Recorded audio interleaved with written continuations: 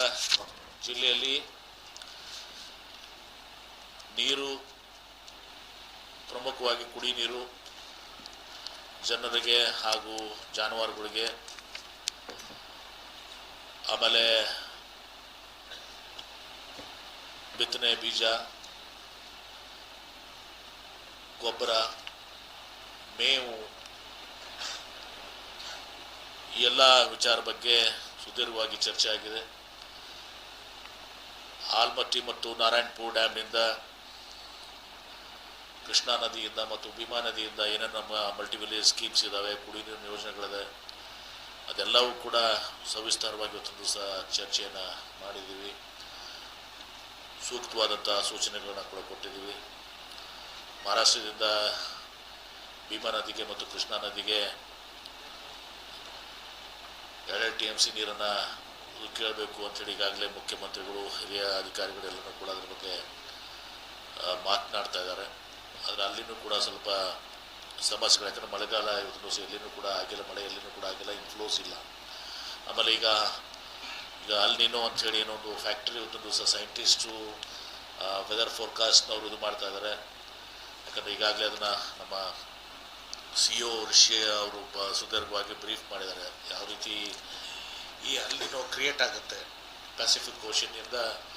ಇವತ್ತು ನಮಗೆ ಏನು ಅಲ್ಲಿ ಟೆಂಪ್ರೇಚರ್ ಇವತ್ತು ದಿವಸ ವೇರಿಯೇಷನ್ಸ್ ಆಗ್ತದೆ, ಅದರಿಂದ ಇವತ್ತು ದಿವಸ ಈ ಎಲ್ಲ ಎಫೆಕ್ಟ್ಸು ನಮಗೆ ಆಗ್ತಾ ಇದೆ ಅಂತೇಳಿ ಕೂಡ ಹೇಳಿದ್ದಾರೆ. ಇದಾಗೂ IMD ಅವರು ಒಂದು ಪ್ರೊಡಿಕ್ಷನ್ ಮಾಡಿದರೆ ಬಹುಶಃ ಜುಲೈ 2nd ವೀಕ್ನಿಂದ ಒಂದು ಸ್ವಲ್ಪ ಮಳೆ ಬರ್ಬೋದು ಅಂತ ಒಂದು ಆಶೆಯನ್ನು ಇವತ್ತು ಕೂಡ ವ್ಯಕ್ತಪಡಿಸಿದ್ದಾರೆ. ಹೀಗಾಗಿ ಸಂಪೂರ್ಣವಾಗಿ ನಾವು ಎಲ್ಲ ಕಡೆ ಏನು ಡ್ಯಾಮ್ಸ್ನಲ್ಲಿ ನೀರಿದೆ, ಈ ಹೋದ ವರ್ಷ ಈಗ ಉದಾಹರಣೆಗಾಗಿ ಸುಮಾರು 58 TMC ನೀರಿತ್ತು ಇಲ್ಲಿ ಆಲ್ಮಟ್ಟಿ ಅಣೆಕಟ್ಟಿನಲ್ಲಿ. ಈಗ ನಮ್ಮ ಕಡೆ ಕೇವಲ 3.8 TMC ನೀರಿದೆ. ಅಂದರೆ ಇದರ ಅರ್ಥ ನಾವು 50 TMCನ ಇವರೆಲ್ಲ ಖರ್ಚು ಮಾಡಿಬಿಟ್ಟಿದ್ದಾರೆ, ನೀರು ಇದು ಮಾಡಿದ್ದಾರೆ. ಇನ್ಫ್ಲೋಸ್ ಇವತ್ತೊಂದು ದಿವಸ ಮೇದಿಂದ ಏನು ಬರ್ತಾ ಇತ್ತು, ಒಂದೇ ದಿವಸದಲ್ಲಿ 4 TMC ನೀರು ಬಂದಿತ್ತು. ಈ ದಿವಸಿಗೆ ಒಂದು 24 ಅವರ್ಸ್ನಲ್ಲಿ 4 TMC ನೀರು ಬಂದಿತ್ತು. ಹೀಗಾಗಿ ಇನ್ಫ್ಲೋಸ್ದಿಂದ ನಮಗೆ ಅದು 50 TMC ನೀರು ಬರಬೇಕಾಗಿತ್ತು. ಈ ಟೈಮ್ನಲ್ಲಿ ಆ 50 TMC ನೀರು ನಮಗೆ ಬಂದಿಲ್ಲ ಇವತ್ತು ದಿವಸ. ಇದು ವಾಸ್ತವ ಸಂಗತಿ. ಹೀಗಾಗಿ ನಮ್ಗೆ 3.8 TMC ನೀರಲ್ಲಿ ಉಳಿದಿದೆ. 6 TMC ನಮಗೆ ನಾರಾಯಣಪುರದಲ್ಲಿ ಒಂದು 6 TMC ನೀರು ಉಳಿದಿದೆ. ಆ ನೀರನ್ನು ನಾವು ಮುಂದೆ ಇನ್ಫ್ಲೋಸ್ ಆಗಿ ಮುಂದೆ ಇದು ಆದಮೇಲೆ ಏನು ನಮ್ಮದು ಪೊಸಿಷನ್ ಬರ್ತದೆ, ಕಾಲಕ್ಕೂ ಅದನ್ನು ನಾವು ರಿವ್ಯೂ ಮಾಡಿ ಮುಂದೆ ಕೃಷಿಗಾಗಿ ನೀರು ಕೊಡುವಂಥದ್ದು ಎಲ್ಲರೂ ಕೂಡ ನಡೀತದೆ. ಅಲ್ಲಿವರೆಗೆ ನಾವು ಅನಿವಾರ್ಯ ಪರಿಸ್ಥಿತಿ. ಹೀಗಾಗಿ ನಾವು ಕುಡಿ ನೀರಿಗೆ ನಾವು ಕೊಡಬೇಕಾಗ್ತದೆ. ರೈತರು ಸ್ವಲ್ಪ ಅಸಮಾಧಾನಗೊಳ್ತಾರೆ, ಸ್ವಲ್ಪ ಅವ್ರಿಗೆ ಆಸೆ ಇರ್ತದೆ, ತಪ್ಪಲ್ಲ ಅದು ದಿವಸ. ಆದರೆ ಈಗ ಕುಡಿ ನೀರು ಕುಡಿದಿದ್ರೆ ನಾವು ಭಾಳ ಇದು ಆಗ್ತದೆ. ನಾನು ಇವತ್ತು ಸಂಪೂರ್ಣವಾಗಿ ತಾವು ಕೂಡ ಅದನ್ನು ವೀಕ್ಷಿಸಿದಿರಿ. ಎಲ್ಲ ಕುಡಿ ನೀರಿಂದ ಏನೇನು ಸಮಸ್ಯೆ ಇದೆ ಡಿಟೇಲಾಗಿ ನಾವು ನಾವು ಹೋಗಿದ್ದೀವಿ. ಒಂದು ಡ್ಯಾಮ್ನಲ್ಲಿರೋ ನೀರಿಂದ ಮಲ್ಟಿ ವಿಲೇಜ್ ಸ್ಕೀಮು, ಕೆರೆಗಳಿಂದ ಏನು ಮಲ್ಟಿ ವಿಲೇಜ್ ಸ್ಕೀಮ್ಸ್ ಇದ್ದಾವೆ, ಬೋರ್ವೆಲ್ಗಳಿಂದ ಅವಕಾಶ ಇದ್ದಾವೆ. ಮತ್ತು ಈಗ ನಾವು ಬೋರ್ ಹೊಡೆದು ಮೋಟ್ರ್ ಕುಂಡ್ರಿಸಿ ವಿದ್ಯುತ್ ಶಕ್ತಿ ಕನೆಕ್ಷನ್ ಕೊಟ್ಟು ಪೈಪ್ಲೈನ್ ಮಾಡುವಷ್ಟರಲ್ಲಿ ಭಾಳ ನದಿ ಮೇಲೆ ಏನು ಬರ್ತದೆ ಅದು ಜೋಳ ಇದು ಸುಪ್ರಸಿದ್ಧವಾದಂಥ, ಬಹುಶಃ ದೇಶದಲ್ಲೇ ಅಪ್ರತಿಮ ಅದು. ಈಗ ಬೇರೆ ರಾಜ್ಯದಲ್ಲಿ ಮಂಗಳೂರು ಮತ್ತು ಇನ್ನೊಂದು ಕಡೆ ಎಲ್ಲರಿಗೂ ಸಿಕ್ಕಿದಾವೆ. ಅದು ಸಿಕ್ಕಿದ ತಪ್ಪತ್ತು ನಾವು ಹೇಳಿದಲ್ಲ, ಆದರೆ ಅವ್ರಿಗಿಂತ ನಾವು ನಮ್ಮದು ಒಳ್ಳೆಯ ಗುಣಮಟ್ಟದ ಅಂತ ನಾವು ತಿಳ್ಕೊಂಡಿದ್ದೀವಿ. ಯಾಕಂದ್ರೆ ಹಿಂದೆ ಇತ್ತು ಡೋಣಿ ಬೆಳೆದ್ರೆ ಊರೆಲ್ಲ ಜೋಳ ಅಂಥೇಳಿ.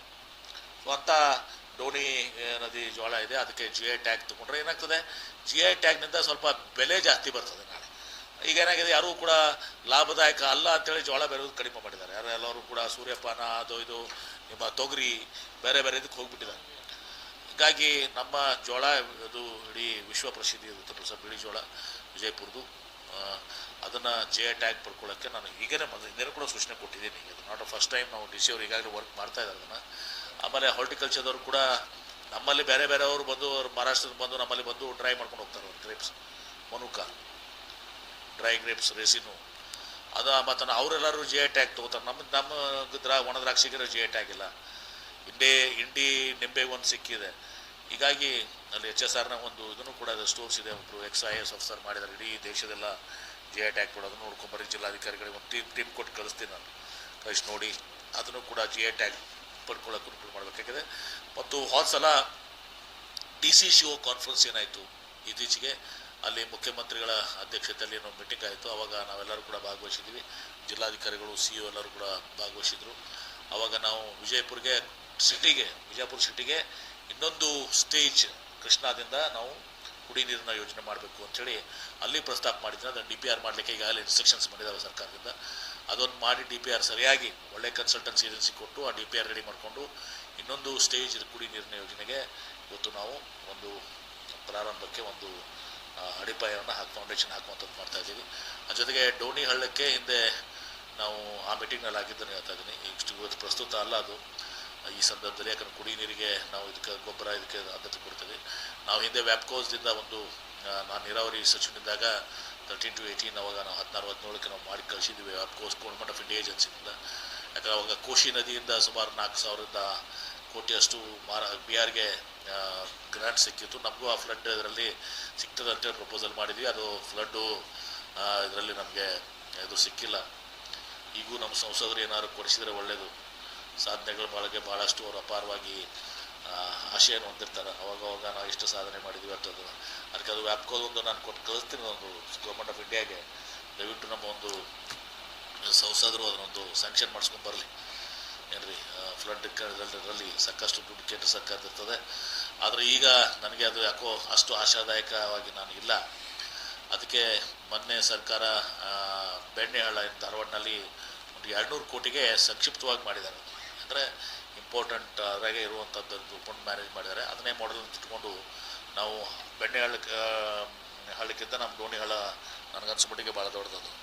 ಐ ಥಿಂಕ್ ಮೋಸ್ಟ್ ಒಂದು 200 ಇದ್ದಿದ್ದು 300-350 ಕೋಟಿ ಆಗ್ಬೋದು. ಅಷ್ಟಕ್ಕೆ ಲಿಮಿಟ್ ಮಾಡ್ಕೊಂಡು ಸುಮ್ಮನೆ ನಾವು ದೊಡ್ಡದು ಮಾಡಿದರೆ ಅಥವಾ ದೊಡ್ಡದು ನಮ್ಮ MP ಅವ್ರು ಯಾವಾಗ ಸ್ಯಾಂಕ್ಷನ್ ಮಾಡ್ಕೊಂಡು ಬರ್ತಾರೆ ಅದಾಗಲಿ. ಈಗ ತಾತ್ಪೂರ್ತಿಕವಾಗಿ ಇವತ್ತು ದಿವಸ ಏನು ನಾವು ಇದು ಮಾಡ್ಕೋಬೇಕು ಅದನ್ನು ಮಾಡ್ಕೊಳ್ಳೋಂಥ ಕೆಲಸನ ಮಾಡಬೇಕು ಅಂತೇಳಿ ಅದನ್ನು ಕೂಡ ಸೂಚನೆಯನ್ನು ಕೊಟ್ಟಿದ್ದು. ಅದಕ್ಕೂ ಕೂಡ DPR-ಅನ್ನು ಸಿದ್ಧಪಡಿಸಿ ಬೆಣ್ಣೆ ಹಳ್ಳ ಮಾಡಲ್ ತರಿಸ್ಕೊಂಡು DPR ರೆಡಿ ಮಾಡಲಿ ಅಂಥೇಳಿ ಸುದೀರ್ಘವಾಗಿ ಚರ್ಚೆ ಆಗಿದೆ. ನೀವು ಕೂಡ ಭಾಗವಹಿಸಿದ್ದೀರಿ. ಇಷ್ಟು ಮಾತ್ರ ನಾನು ಹೇಳಿದ್ದೀನಿ. ಜಿಲ್ಲಾಧಿಕಾರಿಗಳು CO ಮತ್ತು ಎಲ್ಲರಿಗೂ ಕಾಲಕ್ಕೂ ತಾವು every week you have a review ಏನ್ರಿ ಏನಿದ್ರು ಕೂಡ ನಮ್ಗೆ ತಿಳಿಸ್ರಿ. ನಾವು ರಾಜ್ಯ ಸರ್ಕಾರದಿಂದ ಏನಾಗಬೇಕು ಅಂತ ಅನ್ನೋದಾಗ್ಬಿಟ್ಟು ಮತ್ತೆ ಈ ಮೀಟಿಂಗ್ಸನ್ನು ಪ್ರತಿ 15 ಡೇಸ್ಗೊಮ್ಮೆ 15 ದಿವಸಕ್ಕೊಮ್ಮೆ, ಐಡಿಯಲಿ 15 ಡೇಸ್ 15 ದಿವಸಕ್ಕೊಮ್ಮೆ ಮತ್ತೆ ಮೀಟಿಂಗ್ ಮಾಡಿ ನೆಕ್ಸ್ಟ್ 15 ದಿವಸ ಹತ್ರ ಮತ್ತೆ ಮೀಟಿಂಗ್ ಮಾಡ್ತೀವಿ ಎಲ್ಲ ಶಾಸಕರು. ಧನ್ಯವಾದಗಳು. Thank you. ರಿಕ್ವೆಷನ್ ಕೊಟ್ಟಿದ್ದೀವಿ, ಬಟ್ ನನಗೆ ಒಂದು ಹಂತದಲ್ಲಿ ಅಲ್ಲಿನೂ ಕೂಡ ಮಳೆ ಇಲ್ಲ. ಅವ್ರ ಸ್ಟೋರೇಜ್ ಎಷ್ಟು ಕೆಪಾಸಿಟಿ ಇದೆ ಉಜ್ಜಿನಿದಾಗ ಮತ್ತು ಇದ್ರಾಗ ಏನದ ಕೊಯ್ನಾ ಇದ್ರಾಗ ಎಲ್ಲ ಎಷ್ಟು ಮಳೆ ನೀರಿದೆ ನೋಡ್ಕೊಂಡು ರಾಜಾಪುರ ಡ್ಯಾಮು ಇದೆಲ್ಲ ನೋಡಿಕೊಂಡು ನಾವು ಸರ್ಕಾರ ಈಗ ರಿಕ್ವೆಷನ್ ಮಾಡಿದೆ. ಅವರಲ್ಲಿ ಎಷ್ಟು ನೀರಿದೆ ಅದ್ರ ಮೇಲೆ ಅವಲಂಬಿತ ಆಗ್ತದೆ. ಅವ್ರ ನೀರು ಸ್ಟೋರೇಜು ಸ್ವಲ್ಪ ಏನಾದರೂ ಕಂಫರ್ಟೇಬಲ್ ಇದ್ದರೆ ಅವರು ನೀರು ನಮ್ಗೆ ಕೊಡ್ತಾರೆ. ಮತ್ತು ಅವ್ರಿಗೇನೋ ಶಾರ್ಟೇಜ್ ಇದ್ದರೆ ಅವ್ರಿಗೂ ಕೂಡ ಕಷ್ಟ ಆಗ್ಬೋದು. ಪ್ರಯತ್ನ ಮಾಡ್ತಾಯಿದ್ದೀವಿ. ಮಹಾರಾಷ್ಟ್ರದಿಂದ 2 ಕಡೆ ನೀರು ಸಿಗಬೇಕು ಅಂಥೇಳಿ. Depends upon there position, water levels, ಅವರಲ್ಲಿ ಸ್ಟೋರೇಜ್ ಎಷ್ಟಿದೆ ಅದ್ರ ಮೇಲೆ ಅವಲಂಬಿತ ಆಗಿದೆ. ಆ ಪ್ರಯತ್ನವನ್ನು ಮಾಡ್ತಾಯಿದ್ದೀವಿ. ಯಾರು ನಮ್ಮ ಕಡೆ ಎಷ್ಟದಪ್ಪ ಇರೋದು 3.8 TMC ನೀರದ, ಅಲ್ಲಿ 6 TMC ಇರೋದ. ಇದ್ರ ಕೊಡ್ತಿದ್ದೀವಿ ನಾವು ಮಹಾರಾಷ್ಟ್ರದ ಹೆಂಗೆ ಕೇಳ್ತೀವಿ, ನಾವು ಮತ್ತೊಬ್ಬರು ಕೊಡಬಾರ್ದಂತ ನಮ್ಮ ಉದ್ದೇಶ ಇಲ್ಲ. ಆದ್ರೆ ನಮಗೆ ಇರೋದೇ 3.8 TMC ನೀರು, ಅಲ್ಲಿ 6 TMC ನೀರು. ಹೆಂಗೆ ಕೊಡೋಣ ನೀವೇ ಹೇಳ್ಬಿಡ್ರಿ. ಕೊಡಬಾರ್ದಂತ ಉದ್ದೇಶ ಇಲ್ಲ. ಕುಡಿ ನೀರಿಗೆ ನಮ್ಮ ಪ್ರಯಾರಿಟಿ. ನಮಗೆ ನಾ ಹೇಳಿದ್ನಲ್ಲ ಈಗ 3.8 TMC ಆಲಮಟ್ಯಾಗ, 6 TMC ನಾರಾಯಣಪುರದ.